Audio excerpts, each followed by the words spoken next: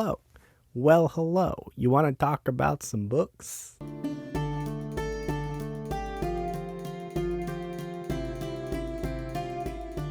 Hello, and welcome to the Ponderings of Pete. My name is Pete, and I talk about books. Fantasy and sci-fi mostly fantasy. And yeah, that's kind of all there is. I've been gone for a little bit. Of course, I just have to acknowledge that. Been slacking off. Need to get back on that video train, working on it slowly but surely. So, like, comment, subscribe, all that jazz, whatever. Thank you so much for, giving this a watch. I really do appreciate it. As I am inconsistent and YouTube hates me. So I appreciate each and every one of you for watching and conversing. That's a weird way to say that, but it's fine. Engaging in the comments, all that stuff. I really do value the people that I've talked to and found here talking about books that, don't normally get to talk a lot about with other people in life. Some, but not a lot. So it's valuable that this space exists. Anyways, with that being said, you probably want to know what I've been reading since you clicked on this video. Let's talk about that.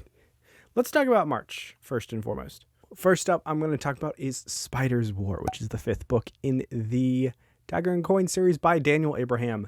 It feels like a lot longer than 2.5 months since I finished this, roughly, because it's just been a while. This was a buddy read with Ben the Overlord on Discord. Really fun. We actually started this back in January of 2022.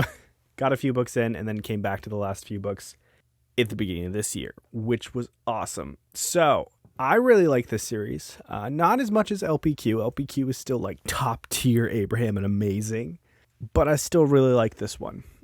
He still does amazing with his characters and making his characters very human, making these choices that you understand why you sort of understand the choices they make. I'm not going to say all the time because there's one character in particular that is very well written. He's a pitiable character and he makes stupid decisions all the time that you're like, why did you do that? And to a certain extent, it's understandable, but you would never make those decisions, right? He is a well-written conflicting character that I'm conflicted about, basically. I really like the banking stuff. Was fun. The series definitely took a little bit of a right or left turn, just a sudden turn at the end of book 3, and I actually liked the development. It was really nice. More Abraham. That was good. Excited to read more Abraham eventually once Blade of Dream comes out. About all I got to say there. Next up, we got some Robin Hobb. First book in the Life Ship Traders. Nope, that's the wrong one. Rainwild Chronicles, Dragon Keeper. And this is the first book in a contentious series by Robin Hobb. I read Dragon Haven in April, so I'll just talk about both of those since those were originally one book in this series. For those of you that might not know, the 4 books that are in Rainwild Chronicles were originally supposed to be a duology, but her publishers pushed her to do some things. The antagonists are mostly teenagers, and they split the books up into 2. So Dragon Keeper doesn't really feel like it's a conclusive ending. Neither Dragon Haven does. It's an ending to a book, but you can definitely tell it's split in half, in my personal opinion. I liked these. They're not my favorite in the series, right? But I think the things that Hobb explores, nonetheless, are very interesting, very valuable. I think one of the values that I have for this series is being able to talk with a lot of wonderful people. I will put links down below to the 2 talks that I had with a bunch of people where Dragon Haven, Dragon Keeper, really liked them. It was about dragons that need to grow more and their keepers and their search. There was a little bit of Indiana Jones going on, and that was very much, traversing down a river. And there was a lot of teenage drama, but I think it was, for the most part, realistically written. So frustrating in its own way, but understandable. What else we got from March? Guns of the Dawn by Adrian Tchaikovsky. I love this book. I have a review for it. I think the review is terrible, to be honest. I feel like I can't. This is one of those books that I want to talk about more spoilerly, because I could only express my love for some of these things with spoilers. So picture this. Jane Austen, right? A Jane Austen novel. Is it Regency era England? I don't think that's right. That's not right. Anyways, It might be. I am pulling words out of nowhere, and I'm not entirely sure if they're right. Ignore me. So, Jane Austen vibes to start out with. And then all of a sudden, you're in a swamp. The main character, Emily, I almost said Dickinson, but that's not the right last name, is drafted into the army, and now she's fighting on a battlefield. You have wonderful themes of PTSD. You have themes of just dealing with the chaos of war, and you're coming from a country that is almost a shadow of what it once was because all the men are at war. Oh, wait, now we have to start recruiting women? Ooh, that's bad. There is the nature of governance and what there's definitely talk about what the government owes its people during wartime in regards to truth. There is just really good interactions between both sides of the war, of just kind of exploring the facets of this particular war in really interesting ways.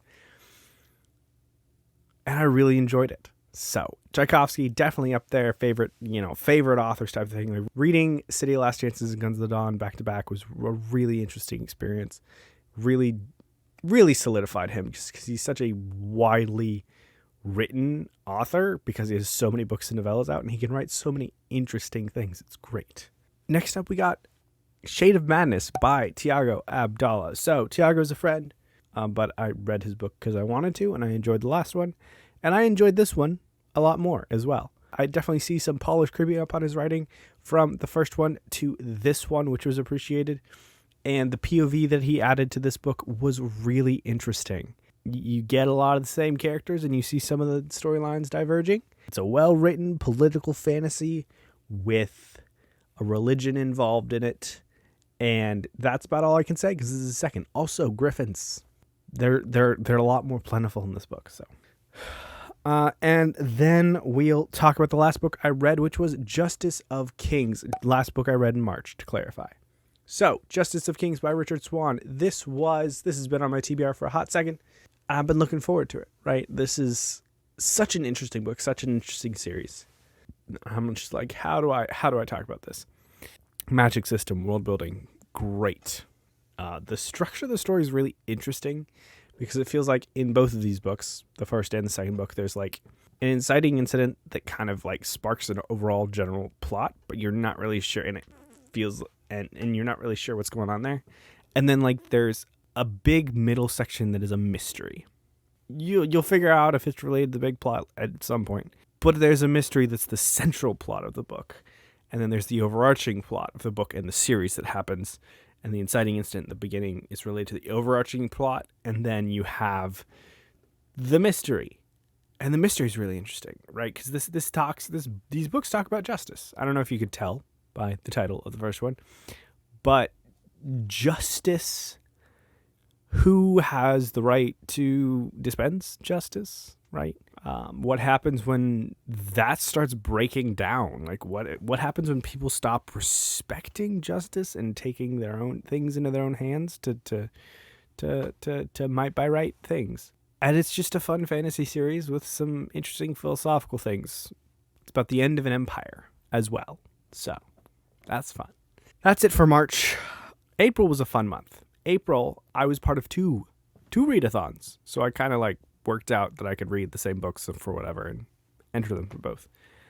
The first was Battle of the Bands over on Stacy and the Bookish Drummers Discord. I was on Team AC/DC, and we did awesome. And then I was also on the Keymark Discord doing the TBR-a-thon, and I was part of the Beanie Barbarians, which was an amazing experience. Just meeting everybody. And Tori was such an amazing leader with this team, really engaging. Just know that y'all are awesome.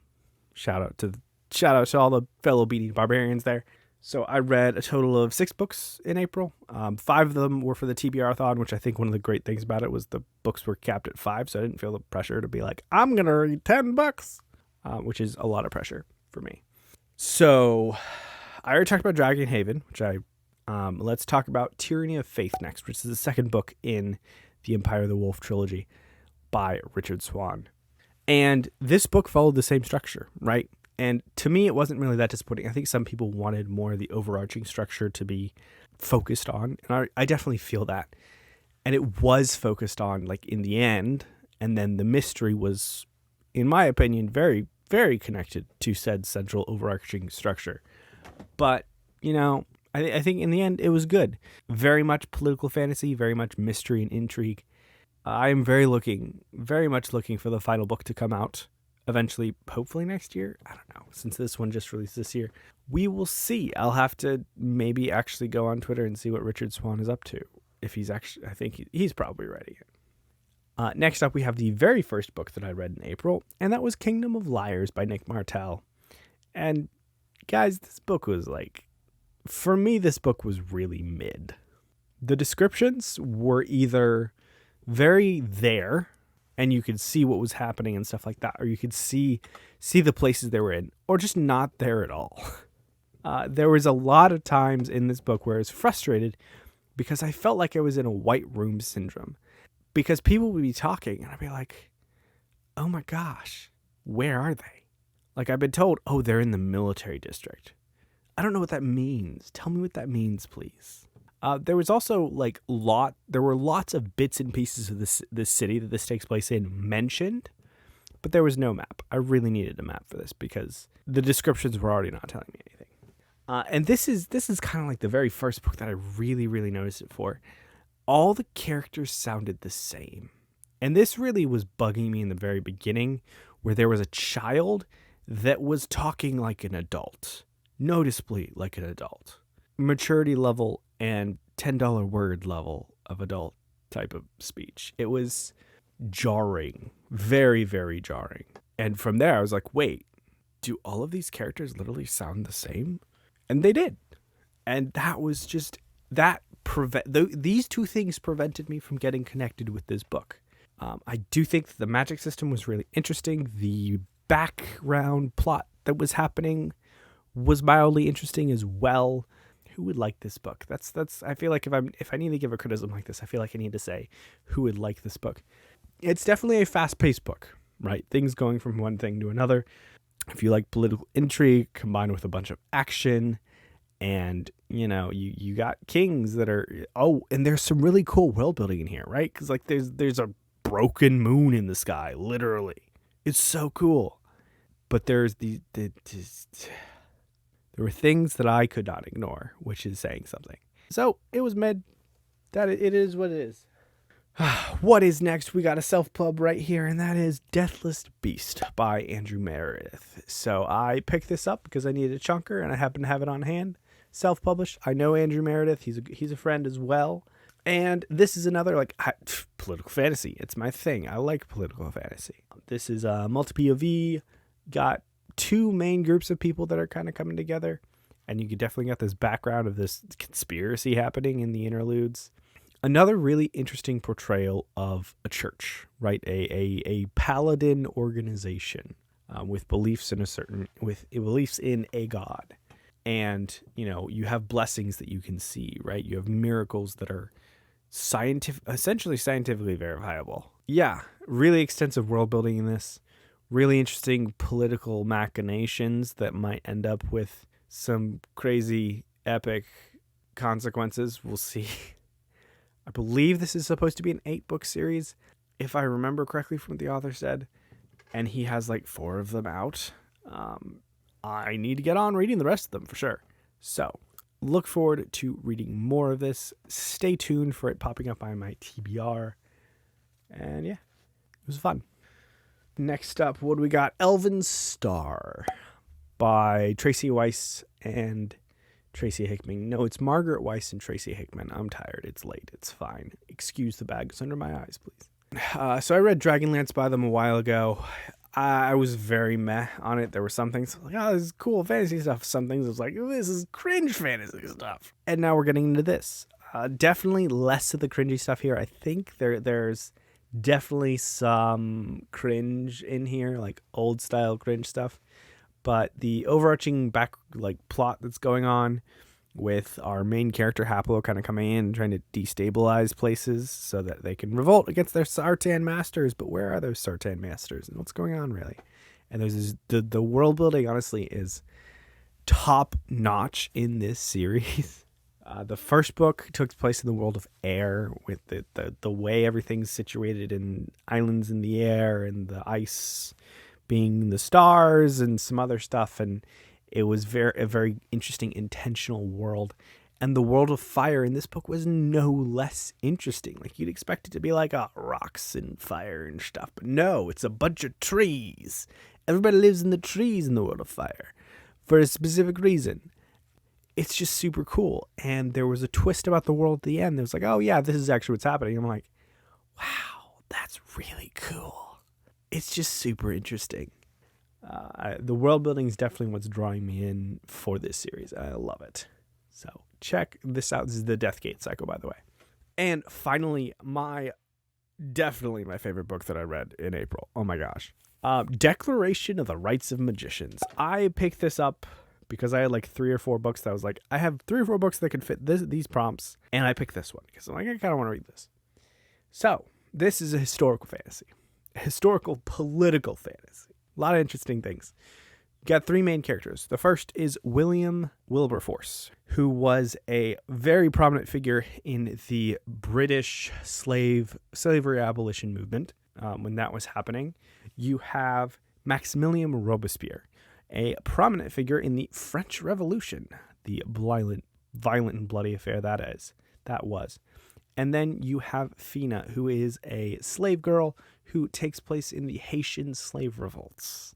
And on top of this, there's this big conspiracy, this shadow conspiracy forming out of it all. This back main overarching plotline with the shadow story, very slow to develop. Honestly, this entire book, be warned, it's political fantasy. There isn't much action. It's gonna feel slow for a lot of people. Me, I was like glued to the page, but that's because I'm weird. I get engaged by different things because remember, pacing is a measure of somebody's engagement, which I need to do a video on that because that's kind of like the central thing, which is like, interesting. So, Declaration of the Rights of Magicians. It's historical fantasy, but where's the fantasy? Magic is everywhere. So, everybody can be born with magical talents, whether it is alchemy, which is basically just like you can manipulate atoms to do what you want with them, which is kind of super OP. You could have blood magic. You could have all these interesting things. You could be able to shoot fireballs. It's like a little generic. If you are born a commoner, you are like the Templars, which still exist in this thing, will clamp a bracelet words around your wrist that will grow with you, but it will also hurt you if you try to use magic. That's kind of oppressive. Kinda. Like the way the magic kind of just slides into the world and kind of interacts with history and like tweaks it a little bit here and there is really interesting. I think she did a decent job of it. The history, from what I can tell, for what I know, has also been dumbed down slightly because this is like, I don't know, it's not a history textbook. It's not going to have every single freaking detail of history. And there's a little bit of smoothing over of some things. One of the things I really liked in this book was the bromance between William Pitt and William Wilberforce. William Pitt was the longest running prime minister in all of English history, if I remember correctly, or UK's history, because I did do some like historical research afterwards. I know quite a bit about the French Revolution from when I was in school, and then I knew about Wilberforce from a certain movie called Amazing Grace, and then some other research on top of that. The Haitian slave revolt, I actually knew nothing about. And that's actually the biggest thing that I want to go research more into, because that's kind of like the most interesting thing, because it's the most like the thing that I didn't know about the most. So this is a duology of books called The Shadow Histories, and I will be putting a review out for them when I am done with both of them and putting that here, if I can, manage to post a little bit more videos. Thank you so much for watching. Have you read these books? Did I convince you to read them? Or, influence you? Oh God, I don't want to call myself that. That's kind of feels weird. Anyways, I'm going to get some sleep because you should too. Well, not because you should too, but you should also get sleep. Sleep is important. I'm mostly saying this for my own sake because I need sleep, if you can't tell. Good night. Sleep well. Bye.